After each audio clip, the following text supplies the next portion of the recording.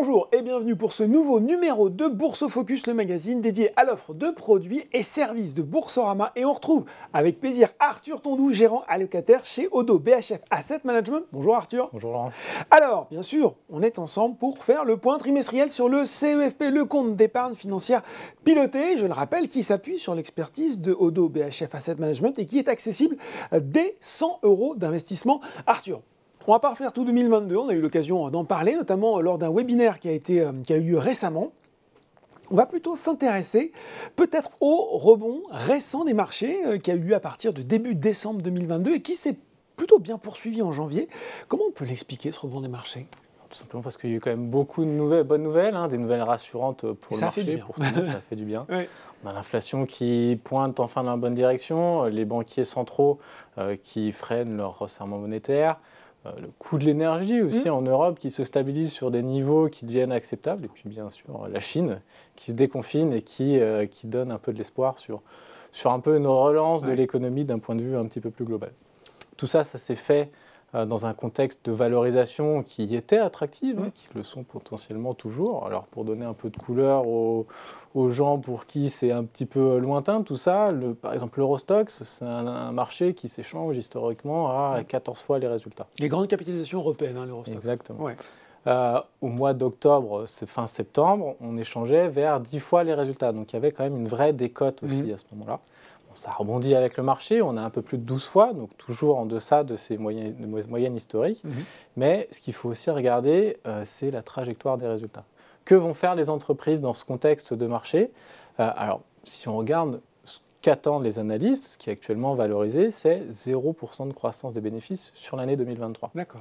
Alors ça, il faut aussi le mettre en perspective. Si jamais on échappe à la récession, qui devient un scénario de plus en plus probable, qui paraissait impossible il y a quelques mois. Ça a changé très vite. Ça a changé. Admettons même qu'on fasse 0% de croissance réelle. On est dans un contexte d'inflation de 5-6%. En croissance nominale, on est à 5-6%.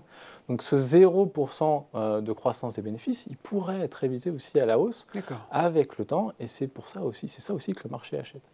Et on était surtout, le marché c'est avant tout des flux. On était dans un positionnement et un sentiment de marché extrêmement prudent, extrêmement défensif. Oui.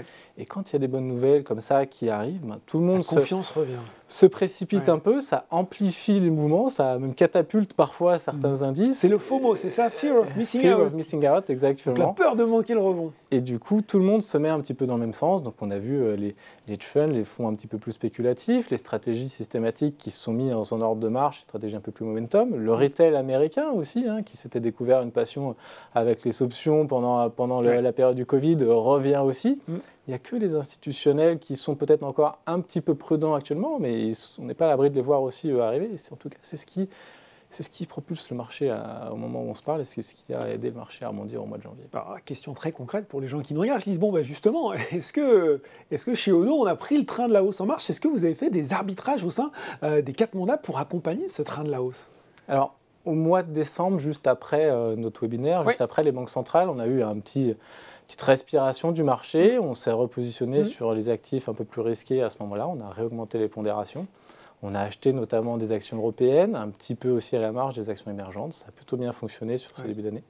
Et on se l'était dit aussi, on a investi dans les obligations d'entreprise, donc d'investment grade, mais aussi à haut rendement. Et ça, c'est des investissements qui ont plutôt bien fonctionné sur ce début d'année.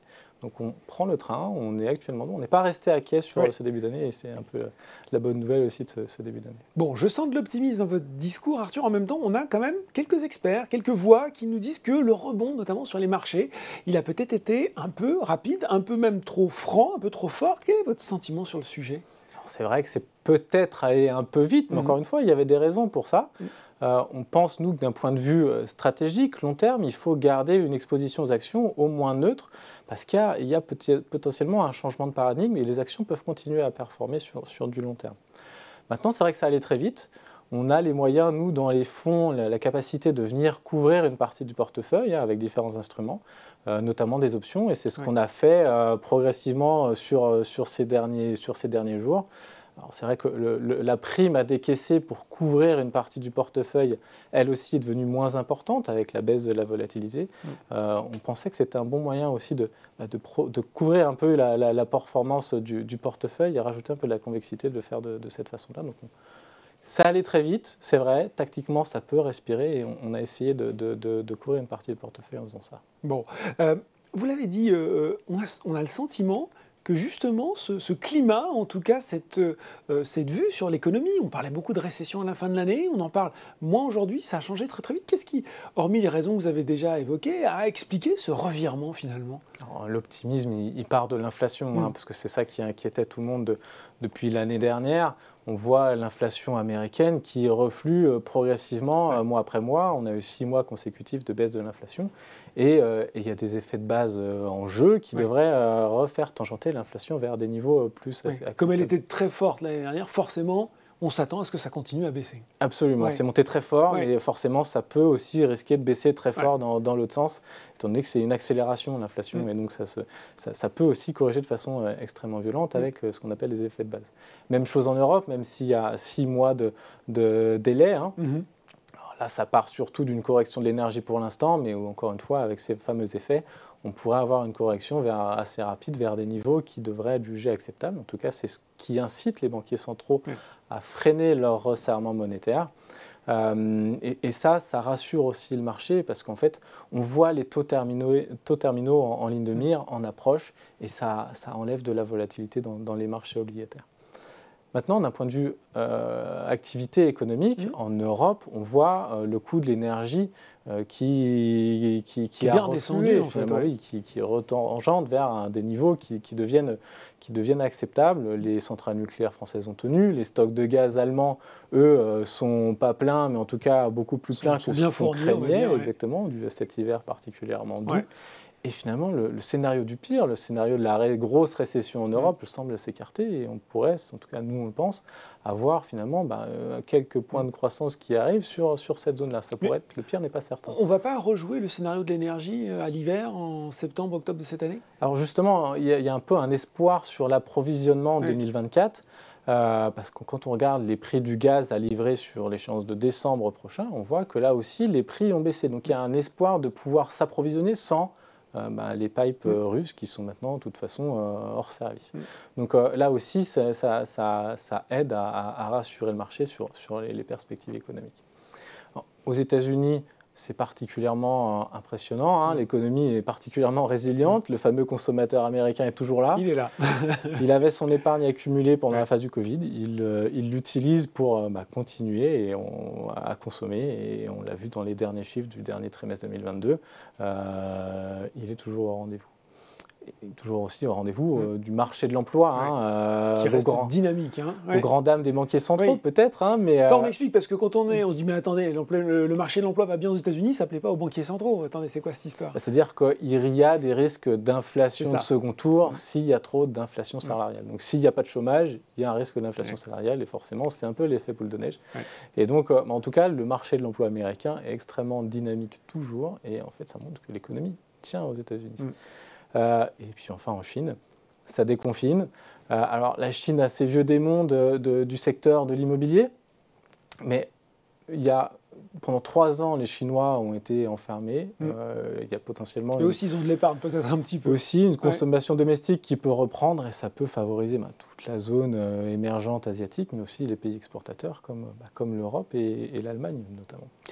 Alors, oui, allez-y. Peut-être oui, en revanche, il y a une chose avec laquelle on n'est pas forcément d'accord avec le consensus, on va dire. Consensus, c'est qu'on est peut-être trop optimiste sur un pivot de la Fed. Le marché valorise des baisses de taux dès cette année dans les cours obligataires. On pense que les niveaux de taux vont peut-être rester un peu plus hauts, mais un peu plus, enfin pas forcément plus haut, mais pour plus longtemps. Pour plus longtemps. Et pourtant, Powell, il le dit, qu'il faut que ça reste haut longtemps. Parce que si on est dans ce scénario où la croissance tient, où la Chine repart et qui peut aussi mettre un peu de pression sur le cours des matières premières, peut-être que le train de l'inflation peut reprendre aussi. Donc il y a aussi un risque là-dessus. Donc attention à la volatilité par épisode. Dans les cours obligataires cette année, et attention surtout sur les maturités peut-être les plus longues. Justement, quand on a exposé ces raisons d'être plutôt optimiste, quand je vous écoute, Arthur, qu'est-ce que ça donne sur les mandats, sur les différentes classes d'actifs? Est-ce que ça veut dire que vous continuez sur ce qui a finalement été initié en décembre 2022?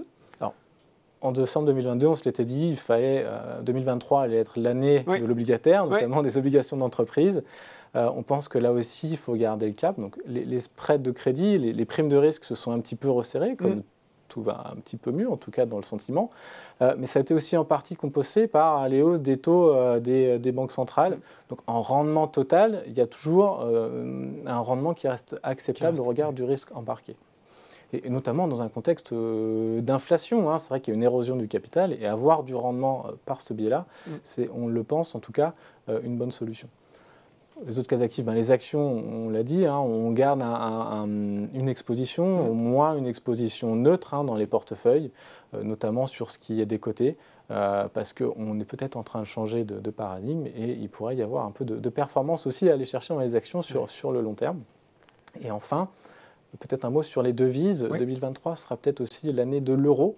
On le sait, en termes de parité de pouvoir d'achat, l'euro est particulièrement dévalué, sous-valorisé en tout cas par rapport au dollar. Et le fait que la Banque centrale européenne soit plus rigoriste cette année que la Fed peut faire un mouvement sur les taux courts qui déclenche une sorte de retour à la moyenne. Donc peut-être couvrir une partie des expositions dollars si on en a dans les portefeuilles. En tout cas, c'est ce que nous, on commence à mettre en place actuellement. Plus particulièrement, en quelques mots, Arthur, sur la partie actions, vous avez cité les actions décotées. Il y a d'autres thématiques ou d'autres secteurs comme ça qui ont vos faveurs? Alors, on privilégie effectivement ce qui est décoté. Donc l'Europe, au sein de l'Europe, la value qui pourrait enfin profiter de cette respiration sur les inquiétudes économiques. Depuis plusieurs années, la revanche des valeurs décotées. Et si on creuse encore un petit peu, peut-être le secteur bancaire, on a commencé aussi à mettre des positions sur le secteur bancaire tout au long de ce mois et un peu aussi en fin d'année dernière, parce que ça pourrait profiter de cet environnement aussi de taux élevés. Les actions émergentes, il y a aussi du potentiel d'appréciation selon nous, avec notamment toute la zone asiatique. Et peut-être aussi pour diversifier un peu les portefeuilles, tout ce qui est lié aux valeurs de la technologie, ça a énormément déraillé l'année dernière. Il y a eu une grosse revalorisation qui a été faite, à juste titre, avec le marché des obligataires qui a été sous tension. Mais ça reste des tendances séculaires, la forte capacité de croissance de bénéfices. Donc tout ce qui est intelligence artificielle, cloud computing, tous ces secteurs-là ont été particulièrement je ne vais pas dire massacrés, mais très attaqués. Et on revient sur des niveaux qui deviennent regardables et intéressants, et on commence à aussi en remettre dans les portefeuilles pour diversifier un peu toutes ces expositions. Et ben voilà, merci pour ces explications très claires. De toute façon, Arthur, je vous propose, on se retrouve dans 3 mois pour faire le point sur le marché, sur le CEFP. À dans 3 mois. Bourse Focus, c'est fini pour aujourd'hui, mais on se retrouve très bientôt pour un nouveau numéro.